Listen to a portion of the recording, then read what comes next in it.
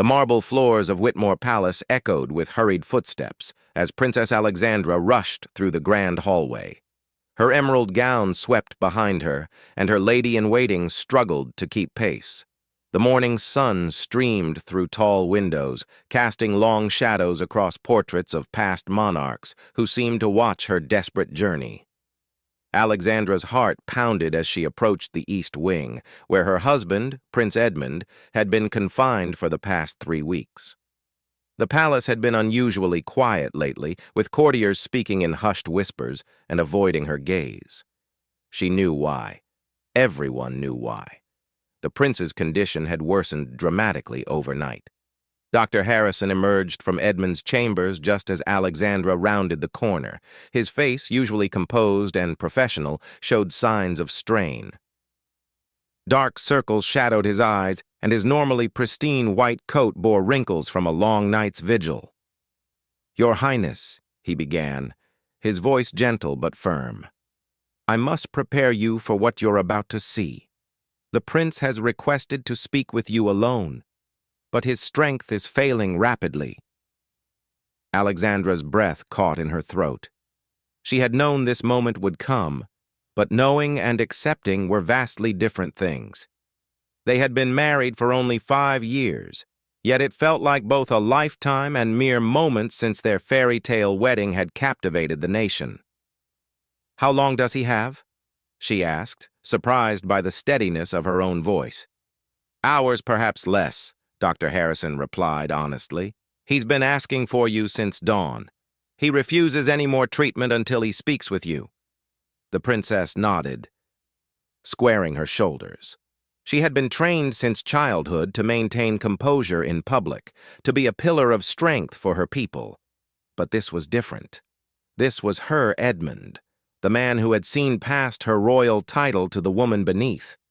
As she entered the chamber, the familiar scent of lavender and medicine filled her senses. The room, once bright and airy, now felt heavy with unspoken farewells. Edmund lay propped against silk pillows, his once robust frame diminished by illness. Yet when his eyes found hers, they still held the same warmth that had captured her heart at their first meeting.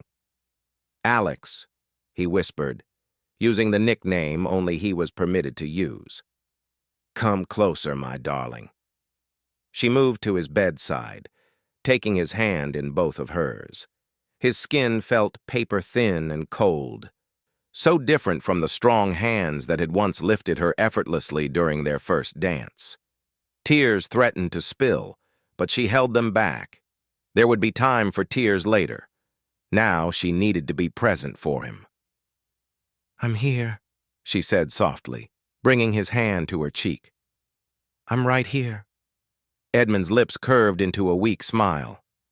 "You always were stronger than you knew," he said. "Even now you're trying to be brave for me." "Someone has to be," she replied, attempting levity through the ache in her chest. "No," he said, his voice gaining unexpected strength. "That's what I need to tell you. You don't always have to be strong. You don't always have to be perfect." Alexandra felt her carefully constructed walls beginning to crack. Throughout their marriage, Edmund had been the only person who had encouraged her to be vulnerable, to show her true feelings without fear of judgment or protocol. "The council will expect," she began, but Edmund squeezed her hand weakly. "Forget the council. Forget the protocol. For once, just be Alex. Just be my wife." The tears she had been fighting finally won, sliding silently down her cheeks. Edmund reached up with trembling fingers to wipe them away, the gesture achingly tender. "There she is," he murmured. "There's my real princess." They sat in silence for a moment, the weight of impending loss hanging between them. Outside, the palace grounds bustled with their usual activity, unaware that their future king lay dying. The irony wasn't lost on Alexandra. Life continued its relentless march forward, even as hers threatened to stop. "I have so much I need to tell you," Edmund said suddenly, urgency coloring his weak voice. Things I should have said before, things I kept putting off because I thought we had time. We did have time, Alexandra insisted. 5 beautiful years. Not enough, he replied. Never enough. But I need you to know. I need you to understand. His words were interrupted by a coughing fit that left him gasping. Alexandra reached for the water glass on the bedside table, helping him take small sips until the spasm passed. The effort left him exhausted, and she could see him fighting to stay conscious. Rest now, she urged. We can talk later. No, he said firmly. There might not be a later. That's why I sent everyone away. What I have to say is for you alone. Alexandra leaned closer, her forehead nearly touching his. In this intimate space, titles and crowns meant nothing. They were simply Edmund and Alex, two souls who had found each other despite the odds. I'm listening, she whispered. Edmund took a shaky breath, gathering what remained of his strength. The morning sun had climbed higher, bathing the room in golden light that made his pale skin seem almost translucent. Alexandra memorized every detail, the way his dark hair fell across his forehead, the laugh lines around his eyes that spoke of happier times, the determined set of his jaw even in weakness. Do you remember our first dance? He asked suddenly. Of course, she replied. You stepped on my foot during the waltz. I was terrified, he admitted with a weak chuckle. Not of the dance, but of you. You were so beautiful, so poised. I was certain you were merely tolerating my presence for political reasons. And I was certain you found me cold and distant, Alexandra confessed. Mother had drilled proper behavior into me so thoroughly, I'd forgotten how to simply be myself. Until the garden, Edmund said, his eyes growing distant with the memory. Alexandra smiled through her tears, remembering that pivotal moment. After the formal reception, she had escaped to the palace gardens for a moment of solitude. Edmund had found her there, sitting on a stone bench with her shoes off, her feet sore from hours of standing. Instead of being scandalized by her impropriety, he had sat beside her and removed his own shoes, declaring that whoever invented formal footwear clearly had a sadistic streak. They had talked for hours that night about everything and nothing.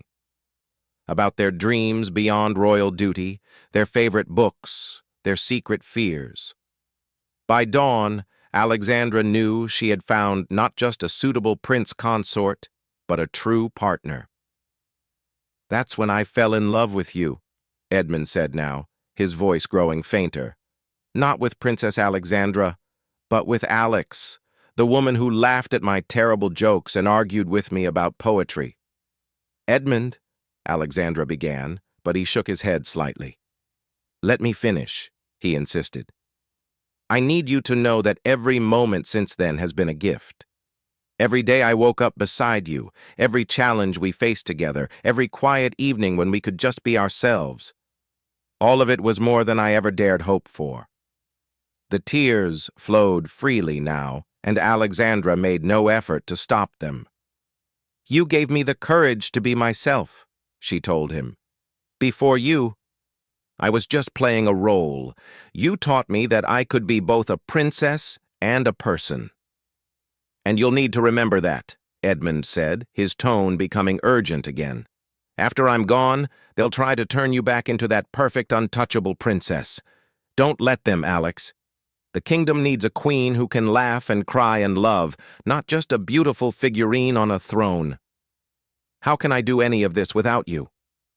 The question escaped before she could stop it, raw and desperate. Edmund's expression softened. You're stronger than you know. You always have been. But strength doesn't mean facing everything alone. Promise me something? Anything, she said immediately. Promise me you'll let others in. Let them see the real you, the way I've seen you. Don't build walls so high that no one can climb them. Alexandra nodded, unable to speak past the lump in her throat. And promise me, he continued, that you'll find happiness again. Not right away.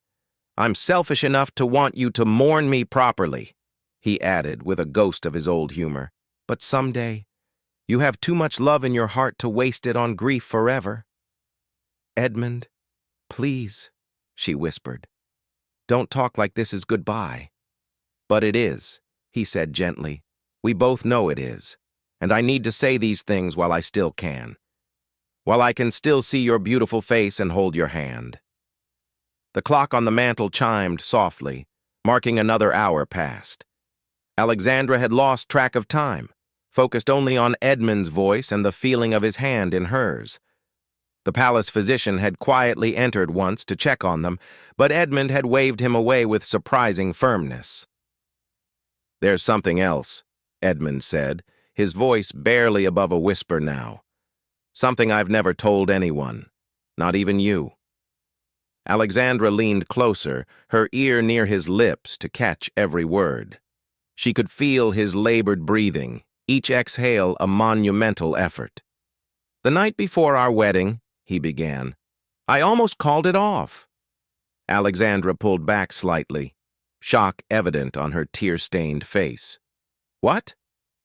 "Not because I didn't love you," he quickly clarified, "but because I loved you too much.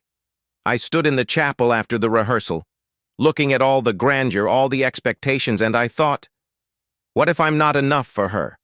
What if I fail her?" "Oh, Edmund," Alexandra breathed, fresh tears spilling over. "My father found me there," he continued. "I expected him to give me a lecture about duty and honor. Instead, he told me something I've carried every day since. He said, 'Son, love isn't about being enough. It's about being willing to become more. Together.'" Edmund paused, gathering strength for what came next. "And that's what we did, Alex. We became more together than we ever could have been apart. You made me a better man, a better prince, and I hope I gave you something too." "Everything," Alexandra whispered fiercely. "You gave me everything." "Then I can go peacefully," Edmund said, a serene expression crossing his features. "No," Alexandra said, panic rising in her chest. "No, you're not going anywhere. We have the best doctors, the best medicine." "There must be something—" "Alex," Edmund interrupted gently.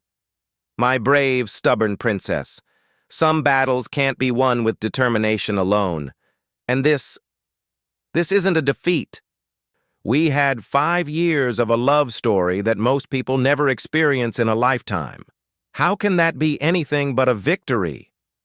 The truth of his words hit her like a physical blow.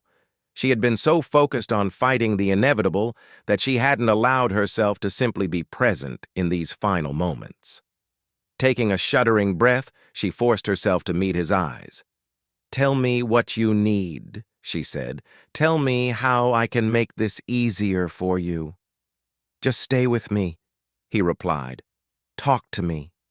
Tell me about your dreams for the future." "I can't think about a future without you," she protested. "Then think about the future for both of us," he suggested. "What would we want for the kingdom? For our people?"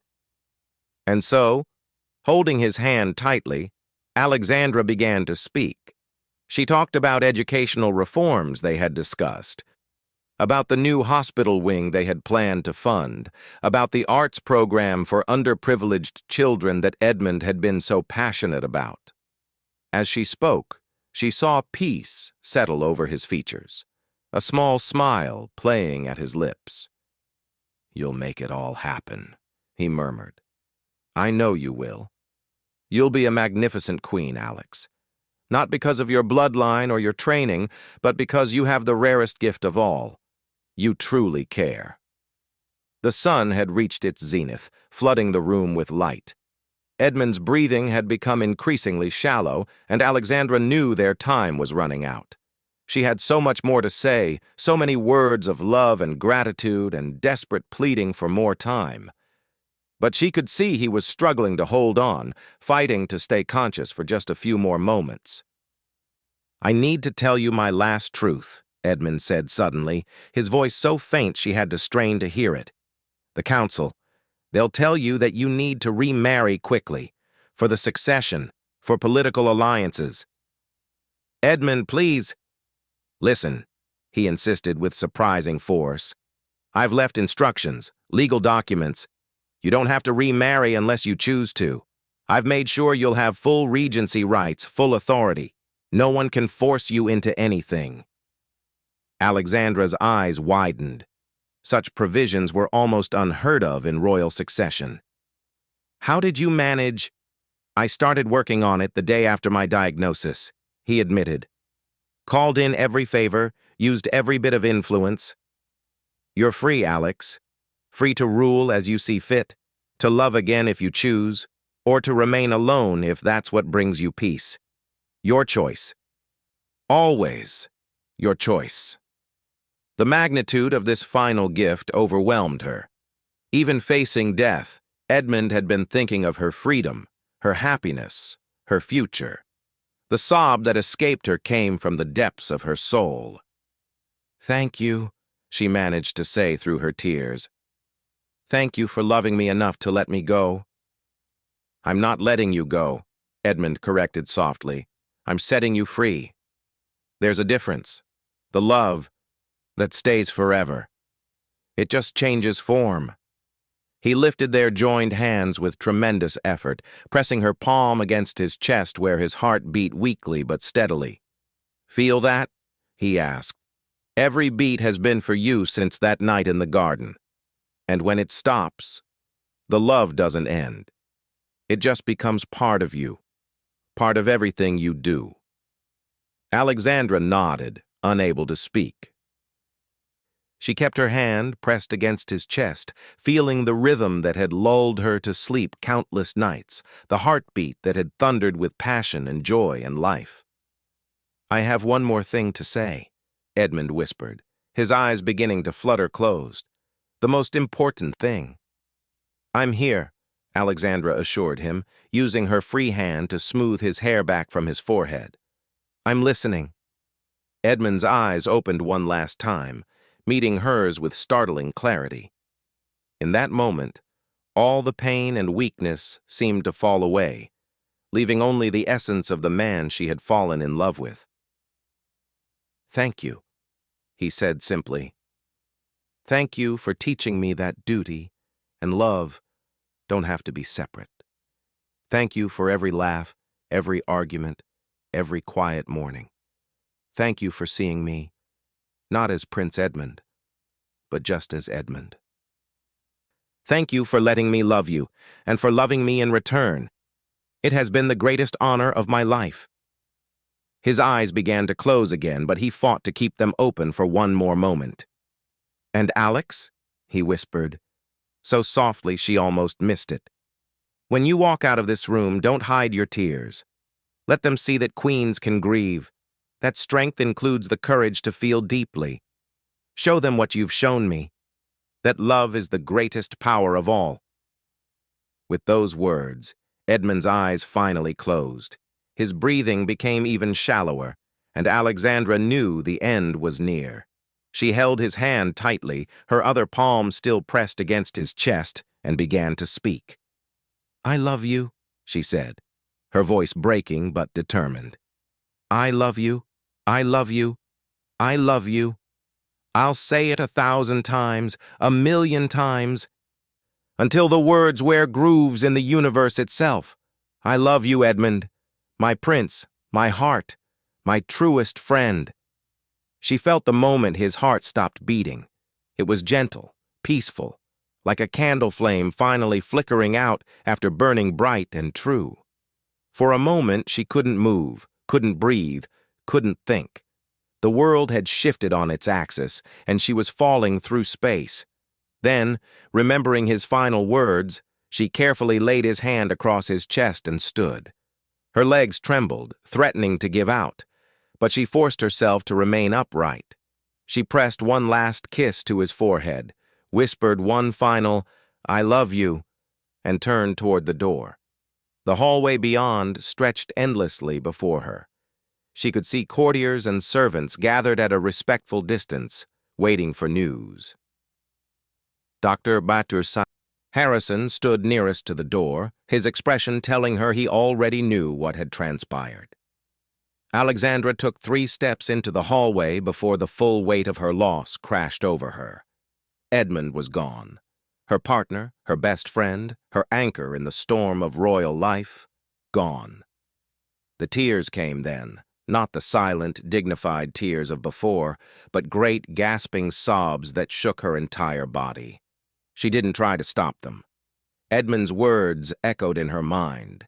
"Show them what you've shown me. That love is the greatest power of all."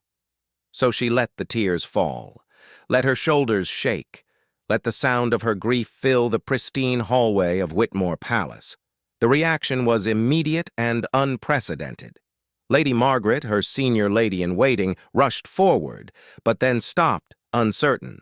In all their years of service, palace staff had never seen a member of the royal family display such raw emotion publicly.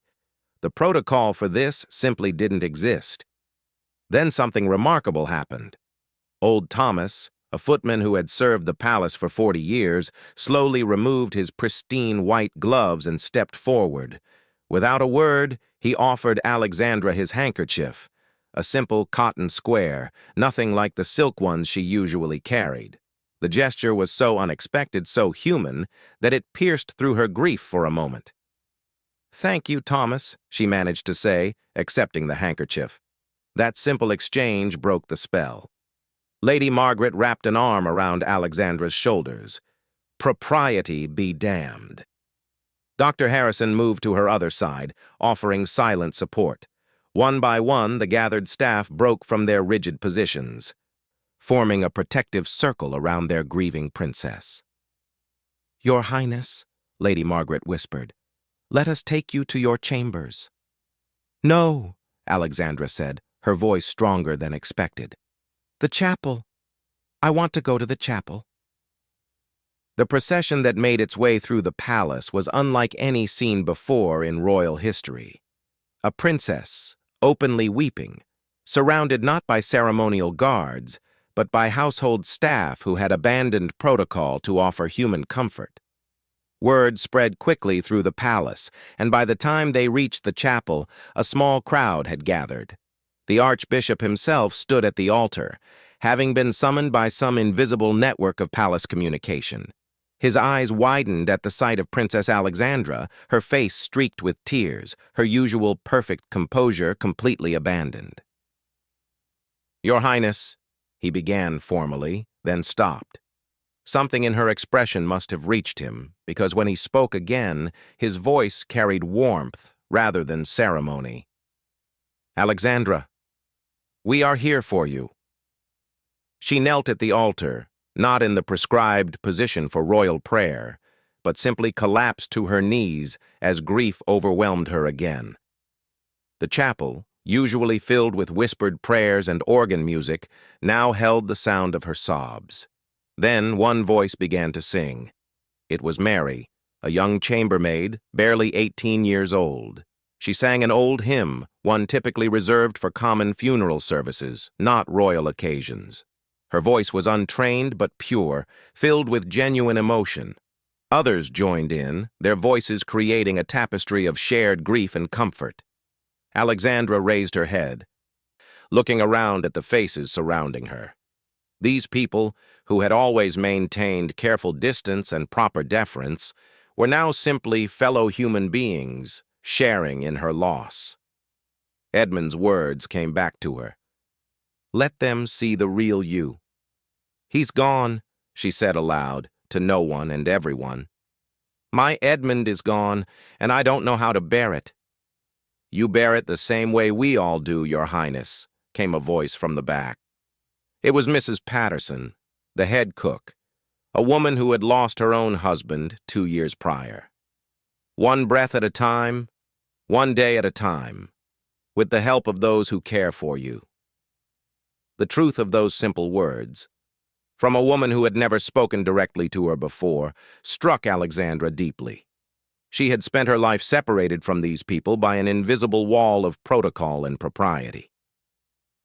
But grief was the great equalizer, and Edmund had known that. His final gift wasn't just legal documents ensuring her freedom, it was permission to be human. She stayed in the chapel for an hour, sometimes praying, sometimes simply crying, always surrounded by this unprecedented show of support.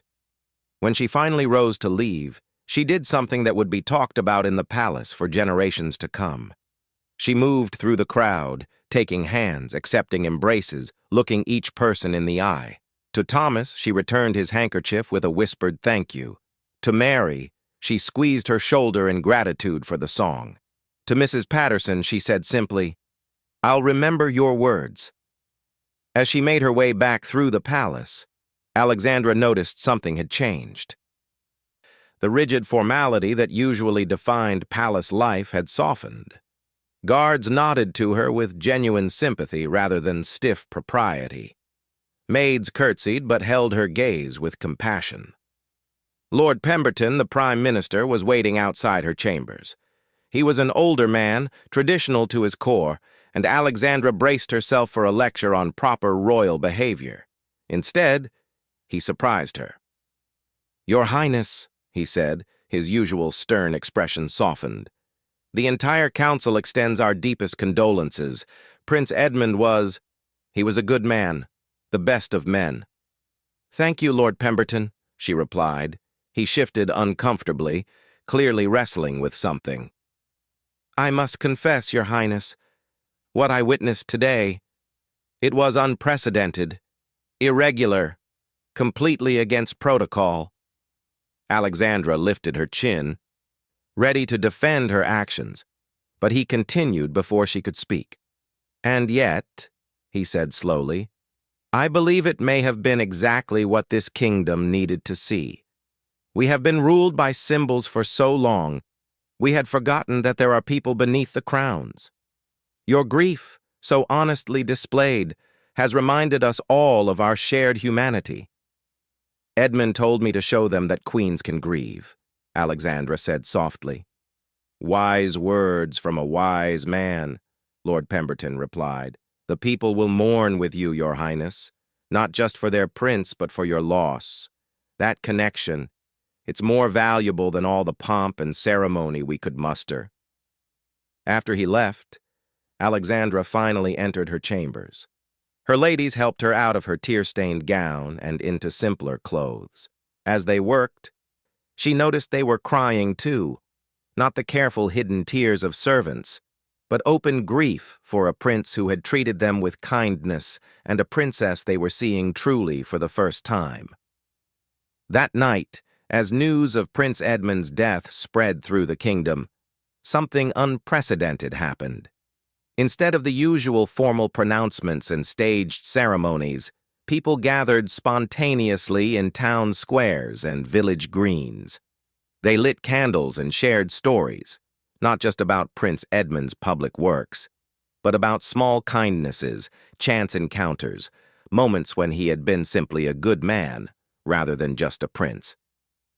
The story of Princess Alexandra's grief in the hallway spread too, passed from servant to family member to neighbor.